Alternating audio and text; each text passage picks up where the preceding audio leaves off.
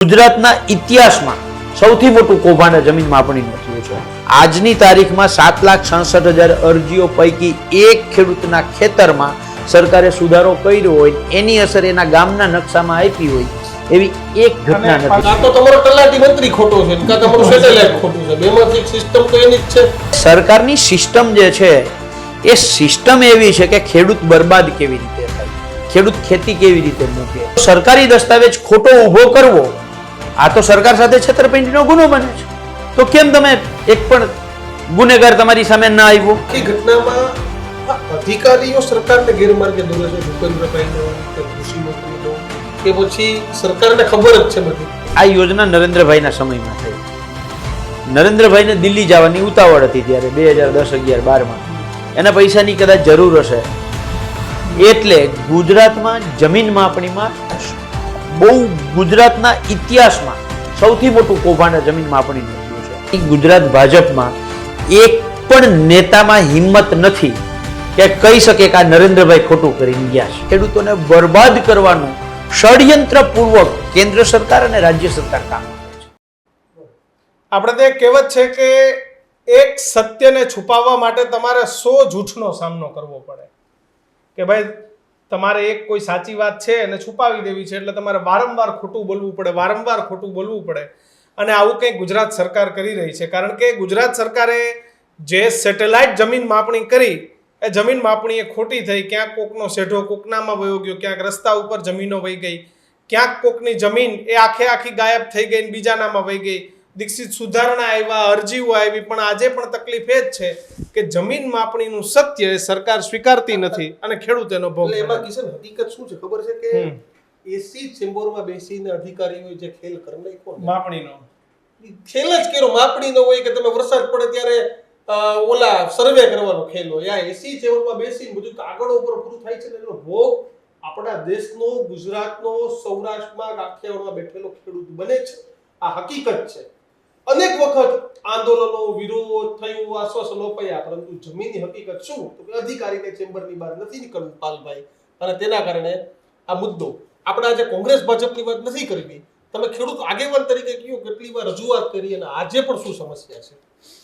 જમીન માપણીનો પ્રશ્ન જે છે એ 2010-11થી અને ખાસ કરીને 14-15થી તો આ પ્રશ્ન સતત, જ્યારે 14-15માં હુન ગિરધરભાઈ આ મુદ્દાને લઈ અને જ્યારે પણ વાત કરતા ત્યારે સરકારના પ્રવક્તાઓ એવું કહેતા કે હજી 2000 જ અરજી આવી છે, આ લોકો ખેડૂતોને ગુમરાહ કરે છે. હમણાં જ વિધાનસભામાં સરકારે કહ્યું કે 7,67,000 અરજી છે. 7,67,000 અરજી બરાબર છે આવી છે વાંધાવાળી. આ સરકારે પોતે સ્વીકાર્યું છે અને એ હજી અધિકારીઓ પહોંચાડી એટલી છે. હા, અથવા તો લીધી હોય બરાબર. પણ સવાલ એ છે કે 7,67,000 અરજીઓ આવી, એમાં સુધારો સરકારે શું કર્યો? મેં સરકારને સવાલ કર્યો છે કે આ 7,67,000 અરજીઓ પૈકી એક અરજીમાં એક ખેડૂતના ખેતરમાં તમે સુધારો કર્યો હોય અને એની અસર એના ગામના નકશામાં આપી હોય તો આવા એક ખેડૂતનું નામ જાહેર કરો. સરકાર પાસે જવાબ જ નથી. અરજીઓ લીધી પછી કાર્યક્રમ કાંઈ નહીં કરે છે ને સરકાર. શું કરે છે તાકે ખેડૂતના ખેતરમાં જાય છે. પહેલાં તો ખેડૂતને એમ કહે છે કે તમે આડોશી પાડોશીની વાંધા સહમતિ પત્રક લઈ આવો, અમને વાંધો નથી. એટલે હવે ખેડૂતોને સૌથી વધારે તકલીફ તો આડોશી પાડોશીમાં જ હોય છે મોટા ભાગે, કારણ કે ત્યાં નાની મોટી ખેડાની કે આ કે તે કે હોય, બરાબર છે. એટલે અને બીજું ખેડૂતોને એ ડર છે, માની લ્યો કે તારે મારે બહુ સારા સંબંધ છે, આપણે સેઢા પાડોશી જઈએ, પણ જ્યારે હું એમ કહું કિશનામાં અરજીમાં સહી કરી દે ને, બરાબર છે, ત્યાં એટલા માટે ન આવે કે ક્યાંક એવું થાય કે પાલભાઈ મારા ખેતરમાં ક્યાંક ગરી જશે તો મારી સંમતિ લઈને, બરાબર છે. એટલે જમીન માપણીનો જે ડર છે ને એ ડરે જ ખેડૂતોને એકબીજાને સંમતિ નથી આપતા. એટલે પહેલું કામ સરકાર એ કરે છે કે જેટલી અરજીઓ આવે ને એમાંથી 50% જેટલી અરજી લગભગ સરકાર તમારી સંમતિ પત્રક નથી એમ કરી અને દફતરે કરી નાખે છે. બાકીની જે અરજીમાં સરકાર જાય છે તો એમાં ત્યાં સ્થળ ઉપર મંજૂરી નથી એમ કરીને અમુક અરજીઓનો નિકાલ કરી નાખે છે. બાકી જે ખરેખર ખેડૂતોએ બધું જ એ લોકોએ જેટલા પ્રયત્નો કર્યા દફતરે કરવાના, નિકાલ કરવાના, પણ તેમ છતાંય ખેડૂતે બધું જ પુરવાર કર્યું તો એનો જે સુધારો થાય છે એની સરકાર એક માપણી સીટ બનાવીને રાખે છે. માપણી સીટથી આગળ એના ગામના નકશામાં જે અસર આપવી જોઈએ ગામના નકશામાં અસર આપતી નથી. એનો અર્થ એવો કે આ કામ તો અધૂરું છે. આજની તારીખમાં 7,66,000 અરજીઓ પૈકી એક ખેડૂતના ખેતરમાં સરકારે સુધારો કર્યો હોય એની અસર એના ગામના નકશામાં આપી હોય એવી એક ઘટના અને નથી. પાલભાઈ જ્યાં જમીન માપણી થઈ એમાં ઘણા બધા ખેડૂતો બિચારા 7/12 કઢાવવા ના ગયા હોય, જે આપણે ઓલું પ્રોપોગેશન કહેવાય એ ન થયું હોય, એટલે એવા ઘણા બધા છે કે જેને ખબર નથી ને 7/12 બંધ પડ્યા છે. જાય તો ધક્કા ખાય છે ડીએલઆર ના આના પોતાની જમીન હોવા છતાં 7/12 ચાલુ નથી થતા. નહીં, એમાં સરકારે જમીન માપણીમાં બહુ સિસ્ટમેટિકલી, 1 મિનિટ તમારું આ મને આપશો. દાખલા તરીકે આ ખેડૂતનું 7/12 છે. 7/12 અહીંયા નકશો આવે છે ખેડૂતનો, જ્યાં પ્રમોલ્ગેશન થઈ ગયું છે ને એમાં અહીંયા નકશો આવે. આ નકશા જ્યાં ન આવતો હોય, જે તમે કહો છો ને 7/12 વાળું, અહીંયા એવું નકશો ના આવે, ત્યાં એવું લખીને આવે કે જમીન માપણી સમયે તમે તમારા ખેતરનો કબજો દર્શાવી શકેલ નથી. ખબર નથી જમીન બરાબર છે. માપણી ક્યારે થઈ ગઈ એ જ ગામમાં કોઈ નથી ખબર. આખી હવામાં માપણી થઈ ગઈ અને સરકાર આગળ કંઈ બાનું ના મળે એટલે છેલ્લે આવું લખીને એમાં મૂકી દે છે કે કબજા સમયે તમે તમારો માપણી સમયે તમે તમારો કબજો દર્શાવી શકેલ નથી. અને આવા એક નહીં અનેક ખેડૂતોના સર્વે નંબરમાં અહીંયા લખેલું આવે છે. બરાબર છે. એટલે આ આખી આમાં જે સરકારની ભૂલ છે, બરાબર, જે સરકાર સ્વીકારતી નથી. ન સ્વીકારવાનું કારણ એ છે કિશન કે એક તો આ યોજના જે તે સમયે અમલમાં, આ કેન્દ્ર સરકારની મૂળ યોજના છે. 2008-9માં યુપીએ સરકારે આ યોજનાનો આખો ડ્રાફ્ટ તૈયાર કર્યો. 492 પાનાનો લગભગ, હું આ કદાચ પાના ભૂલતો ના હોઉં તો 492 પાના છે. એનો આખો મેન્યુઅલ તૈયાર કર્યો છે. અને એ મેન્યુઅલ તમે જોવો તો એવું લાગે કે આનાથી ઉત્તમ યોજના ના હોય. હા, એમાં પથ્થરો મૂકવાના હતા, નેવિગેશન મૂકવાની હતી. આખા ગુજરાતને અક્ષાંશ રેખાંશના આધારે 8, 4 એટલે 16, 8, 4 એવી રીતે કિલોમીટરમાં વહેંચી અને ઊભી આડી લાઈનો અક્ષાંશ રેખાંશના આધારે કરવાની હતી. એમાં 2 લાઈન ક્રોસ થાય, અહીંયા પથ્થર મૂકવાના હતા, જેને ગ્રીડનો પથ્થર, રેફરન્સ પોઈન્ટ, ટર્સરી પોઈન્ટ કહેવાય. અને આવા 1,70,000 પથ્થરો ખોડવાના હતા આખા ગુજરાતમાં. એક નથી ખોડ્યો. બરાબર છે. એટલે આ એટલી બધી એમાં શું કહે ગ્રામસભા કરવાની હતી. ખેડૂતનું ખેતર માપે ત્યારે એને કાચો નકશો, LPM લેન્ડ પાર્સલ મેપ આપવાનો હતો. એ યોજના તો આમ હાંજ સુધી બોયલા રાખવાનું તોય ખૂટે નહીં, એટલા નિયમો હતા. પણ એમાંથી એક નિયમનો અમલ ના થયો. આખી યોજના કાગળ ઉપર કામગીરી થઈ ગઈ. એટલે આ યોજના નરેન્દ્રભાઈના સમયમાં થઈ.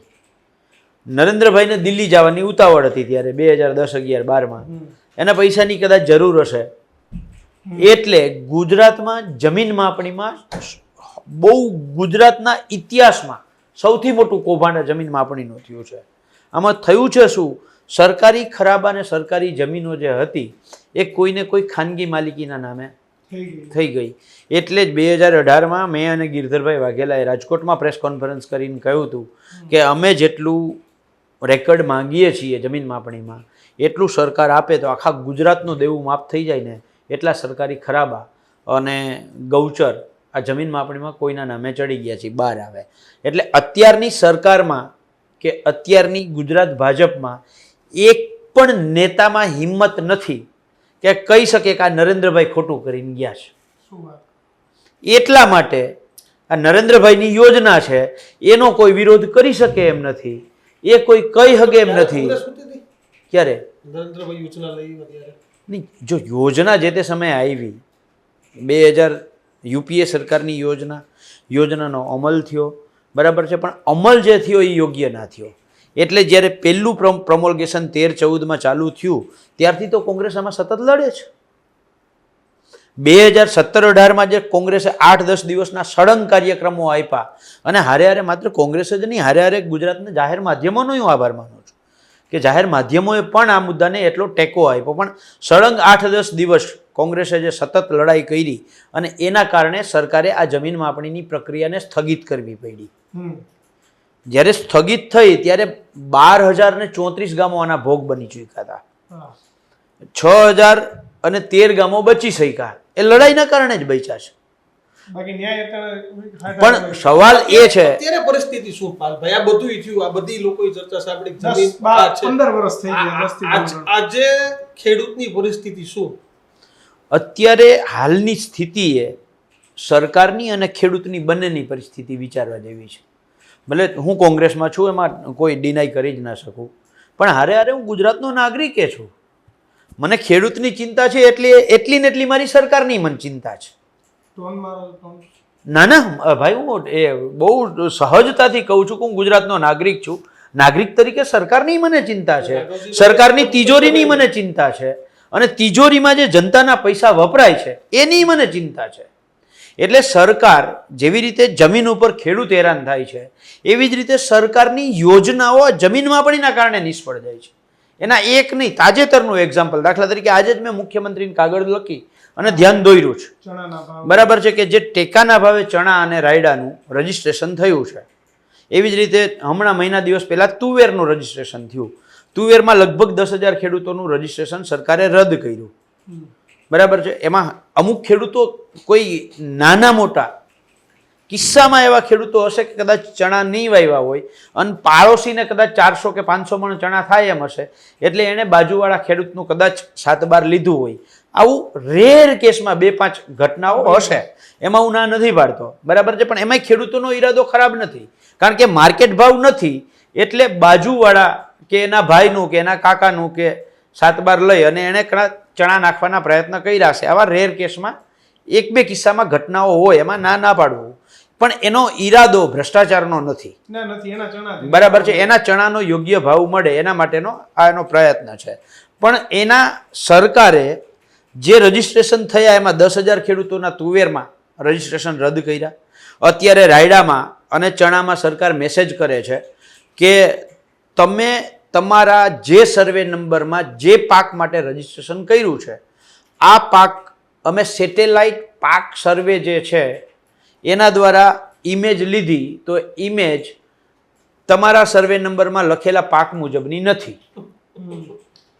બરાબર છે. ત્યારે મારો સવાલ એ છે, અને મેં મુખ્યમંત્રીનું ધ્યાન પણ દોર્યું છે, કે આ રજીસ્ટ્રેશનના નિયમો સરકારે બનાવ્યા.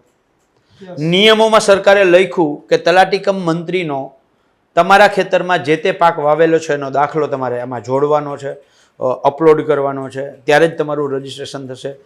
તો જે જમીન ઉપર તલાટી કમ મંત્રી છે એ લેખિતમાં દાખલો આપે છે કે આ ભાઈએ ચણા જ વાવ્યા. કિશનભાઈ કાટેલિયાના કલ્યાણપુર તાલુકાના સૂર્યાવદર ગામમાં આ સર્વે નંબરમાં ચણા વાવેલા છે. તલાટી કમ મંત્રી ત્યાં છે, જમીન ઉપર છે, એણે ચણા વાવ્યા કે નથી વાવ્યા એ ખબર છે. હવે અત્યારે સેટેલાઇટ ઇમેજ જે છે એ એમ કે છે કે કિશનના ખેતરમાં ચણા નથી. એટલે કાં તો તમારો તલાટી મંત્રી ખોટો છે, કાં તમારું સેટેલાઇટ ખોટું છે. બેમાંથી એક સિસ્ટમ તો એની જ છે. એટલે મેં સરકારને એ જ પૂછ્યું કે તમે કયો. પણ તલાટી તો સાચો જ હોય, કારણ કે જોઈને વાડીએ જોઈને આવે ભાઈ ચણા.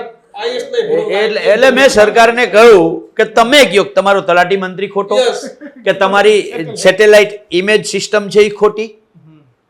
આમાંથી સરકાર પોતે નક્કી કરે. માની લો તલાટી મંત્રી કદાચ ખોટો છે તો સરકારે એક્શન તુવેરમાં 10,000 ખેડૂતોના રજીસ્ટ્રેશન રદ કર્યા, તો એમાં એક તલાટી સામે એક્શન કેમ ના લીધા?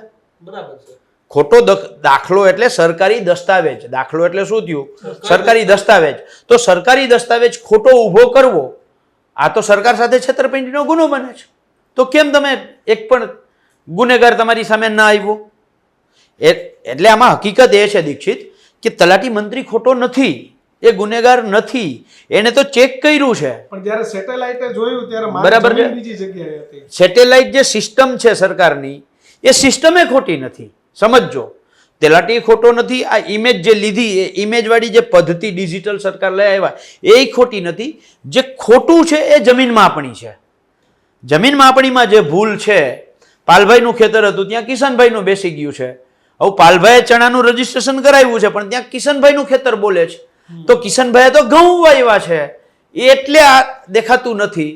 એટલે હું કહું છું કે સરકારની ચહેરા ઉપર ધૂળ છે અને અરીસો સાફ કરવાનો પ્રયત્ન કરે છે, અને એનાથી એ હાવ દેશી ભાષામાં કહીએ, સેટેલાઇટે ફોટો પાડ્યો ત્યારે એ મારી જગ્યાએ દીક્ષિતના ખેતરનો ફોટો પાડ્યો. એને એવું સમજ્યું કે આ દીક્ષિતનું ખેતર છે એ જ મારું. નહીં, એને સમજ્યું એવું નહીં. જમીન માપણીએ ઓફિશિયલી કિશનના ખેતરમાં દીક્ષિતને બેસાડ્યો છે.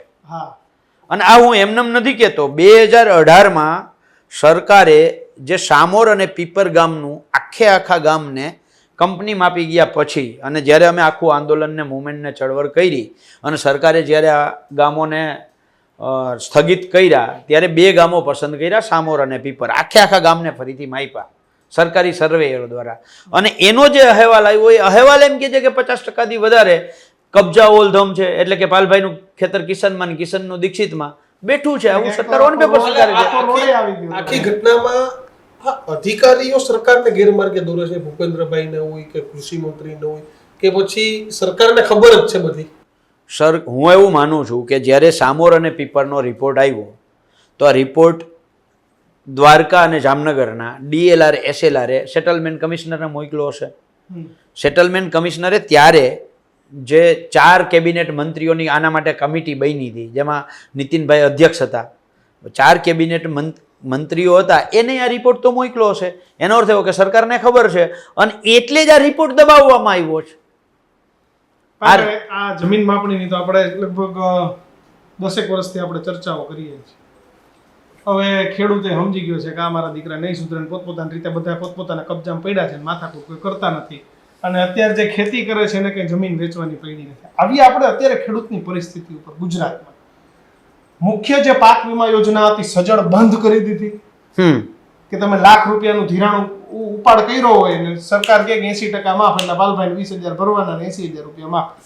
આ અમને ગુજરાતના દેશના ઇતિહાસમાંથી ઉડાડી દીધું કે આવી કઈ કોંગ્રેસની સરકારમાં હતું.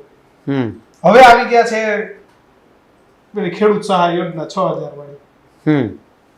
વર્ષે 6,000. ગુજરાતના ખેડૂતની પરિસ્થિતિ હું પાલભાઈ, ટાઈમે વીજળી નહીં, ટેકાના ભાવ. આજે પણ આપણે આપણા પાકનું મૂલ્ય એટલું નથી વધારી શક્યા કમ્પેરેટિવ વિદેશી પાકનું મૂલ્ય છે કે આજે ખેડૂતને ચણાની ફૂલ ડિમાન્ડ છે છતાં ટેકાના ભાવે વેચવા જવા પડે, ઘઉંની ફૂલ ડિમાન્ડ છે છતાં ટેકાનો ભરોસો લેવો પડે, મગફળીની ફૂલ ડિમાન્ડ છે છતાં ટેકાનો ભરોસો લેવો પડે. કારણ શું? આપણે એવું શું ખેડૂતો માટે નથી કરી શક્યા કે ખેડૂતે કાં ટેકાનો ભરોસો લેવો પડે, કાં સબસિડીએ જવું પડે, અને પાક વીમો તો બંધ કરી દીધો બિલકુલ. ગુજરાતની એકચ્યુઅલ પરિસ્થિતિ શું છે? કિશન, હું તમારો આ પ્રશ્નનો જવાબ આપું એની પહેલા જમીન માપણીમાં મારે હજી એક નાની વાત ઉમેરવી છે.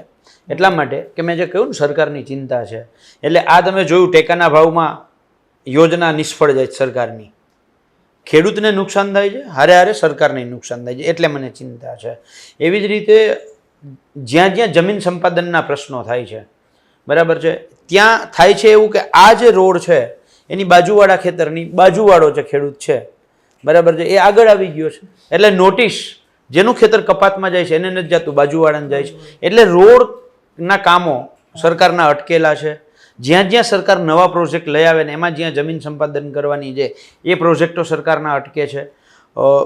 2016-17-18માં નરેન્દ્રભાઈ મોદીને જે ડ્રીમ પ્રોજેક્ટ એર સ્ટ્રીપ ગુજરાતમાં કરવાની હતી, આ આજની તારીખમાં એ મારા દ્વારકા જિલ્લામાં જ, મારા ગામની બાજુમાં જ, બરાબર છે, ત્યાં આ યોજના આજની તારીખમાં અટકેલી છે અને એના મૂળમાં જમીન માપણી છે. એટલે સરકારની અનેકવિધ યોજનાઓ આ જમીન માપણીના કારણે અટકેલી પડી છે અથવા તો નિષ્ફળ જઈ રહી છે. ખરેખર યોજનાઓમાં કોઈ દોષ ગુનો નથી, ભૂલ જમીન માપણીની છે, ભૂલ જમીન માપણીની છે, એ કોઈ સ્વીકારવા તૈયાર નથી. હવે જે વાત રહી ખેડૂતોની પરિસ્થિતિને, ખેડૂતોની હાલત, આ સરકારને હું જાહેરાત જેવી સરકાર કહું છું. આ સરકારમાં માત્ર ને માત્ર જાહેરાતો થાય છે, અમલ થતો નથી. અમલ ન થવાના કારણે પરિસ્થિતિ એ થઈ છે કે ખેડૂતોના જે પોષણક્ષમ ભાવો એને મળવા જોઈએ. દાખલા તરીકે હું 2-3 એક્ઝામ્પલ આપું. મગફળી છે તો મગફળી 2014માં લગભગ 1200-1300 રૂપિયા હતી. આજે 10 વર્ષ પછી 1100 ક્યાંય કરતા ક્યાંય મળતા નથી. આ વખતે મગફળીનો ઉતારો 14-15નો ઉતારો છે. છેલ્લા 15 વર્ષમાં સારામાં સારી મગફળી ઉતારા વાઇઝ આ વખતે થઈ છે, બરાબર છે, પણ તેમ છતાં એનો ભાવ 1000 રૂપિયા છે. કપાસ ત્યારે 2014માં 1400-1500 રૂપિયા હતા. આજે એ જ કપાસ 1400-1500 છે. કોઈ પણ પાક ઉપાડીને લઈ લ્યો, 2014-15માં જે ખેત પેદાશના ભાવ હતા એની આસપાસ અથવા તો એનાથી ઓછા છે. એની સામે ખેડૂતોનું ખાતર, દવા, બિયારણ, ખેત ઓજાર, મજૂરી, ડીઝલ બધું 2, 3, 4 ગણું વધ્યું છે. તો ભાવ તો ત્યાંનો ત્યાં છે. તો ખેડૂતોની હાલત આનાથી વધારે ખરાબ કેવી રીતે હોઈ શકે? સરકાર ડબલ આવકની વાત કરતા કરતા ખેડૂતોની જાવક ડબલ કરી દીધી છે. 1000 રૂપિયા ગણો મણે એટલે કિલોનો શું ભાવ છે મગફળીનો? હિસાબ કરી લ્યો ને ભાઈ, 20 વડે ભાગી નાખો, 50 રૂપિયા. 50 રૂપિયાની કિલો મગફળી. હા, એના કરતા બકાલું મોંઘું આવે. તમે એના કરતા અત્યારે તો જીવંત દાખલો ઘઉંનો છે. ઘઉં છે ને કિશન, ઘઉંના અત્યારે શું કહે 25-27 રૂપિયા કિલોના છે. એની સામે તમે પ્લાસ્ટિક, લોખંડ, પતરું, એનો ભંગાર છે ને, ભંગાર એ 35-38 રૂપિયાનો છે. એટલે ભંગાર બરાબર જે તમે, હું આપના ન્યૂઝરૂમના માધ્યમથી ગુજરાતમાં શહેરોમાં બેઠેલા લોકોને એક સંદેશો દેવા માંગુ છું કે તમે જે પેટમાં અનાજ ખાવ છો ને એ ઘઉં ભંગાર બરાબર ખેડૂતને ભાવ મળતા નથી.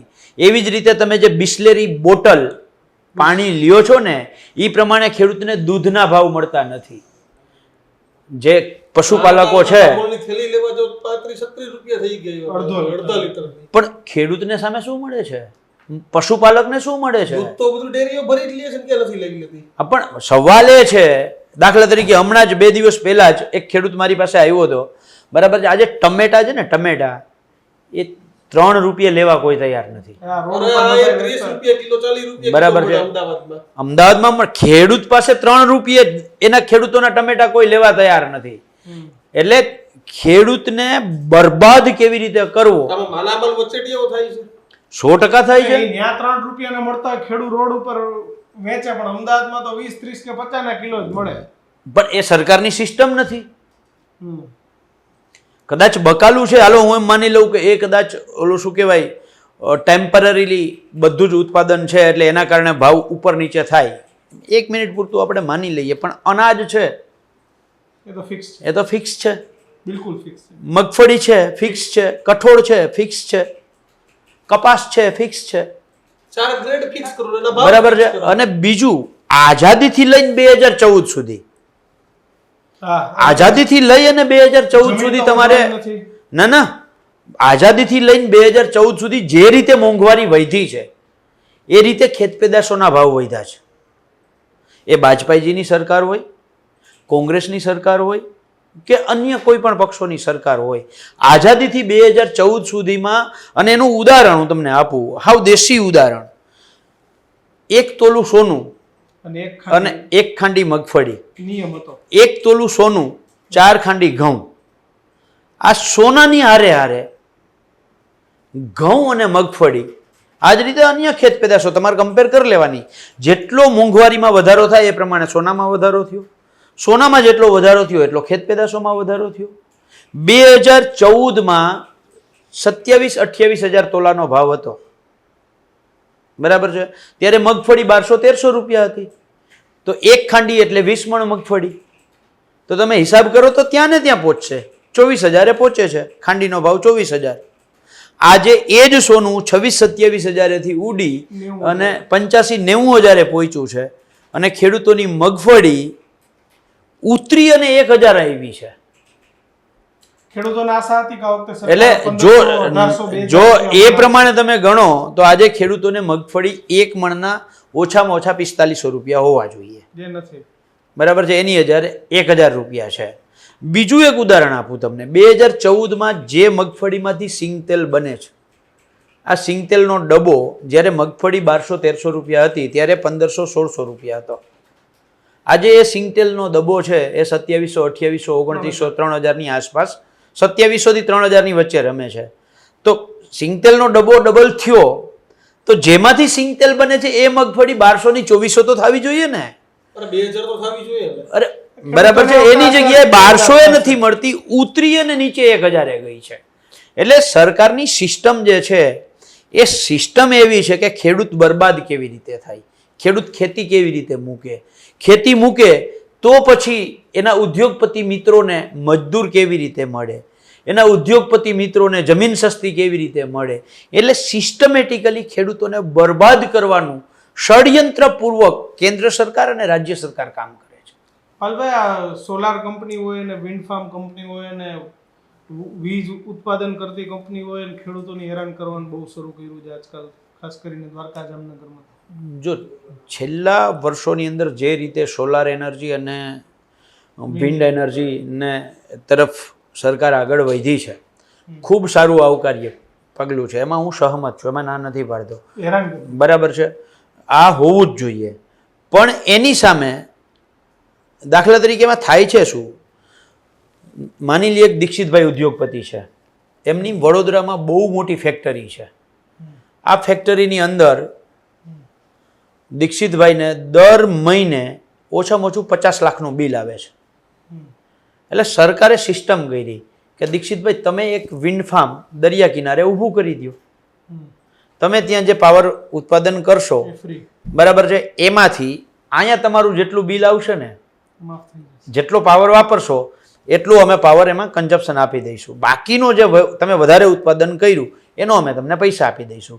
એટલે આ વિન્ડ ફાર્મ કે સોલાર એ સેવા માટે નથી, સમજો, ધંધા માટે છે. બિલકુલ ધંધા માટે. આ અમારા અમદાવાદના ઘણા બધા છે કે બરાબર છે. અને એની જગ્યાએ સરકાર મીડિયા સામે અને ખેડૂતો સામે શું કહે છે કે આ રાષ્ટ્ર વિકાસનું કામ છે, એટલે રાષ્ટ્ર વિકાસમાં ખેડૂતોએ જમીન આપી દેવાની. વાસ્તવમાં રાષ્ટ્ર વિકાસ કદાચ થાય નથી, પણ એક ઉદ્યોગ છે, ધંધો છે, અને ધંધાનો નિયમ એવો છે કે એમાં જેટલા પણ લોકો એમાં જોડાતા હોય અથવા તો જેટલા લોકો એમાં ભોગ બનતા હોય તો એને યોગ્ય વળતર મળવું જોઈએ. માની લ્યો કે સરકાર દર મહિને દીક્ષિતભાઈનું 50 લાખનું બિલ ત્યાં વિન્ડ ફાર્મ ઊભું કરવાથી માફ કરે છે, તો પાલભાઈના ખેતરમાંથી એ જે થાંભલો નીકળે છે વીજ વહન કરતો, તો એનું પાલભાઈને માસિક ભાડું આપવું જોઈએ. બિલકુલ આપવું જોઈએ, બરાબર છે. ઉદ્યોગ કરીને પૈસા હા, એટલે પાલભાઈને માસિક ભાડું આપવું જોઈએ, અથવા તો આજીવન એની રકમ સરકારે ફિક્સ કરવી જોઈએ.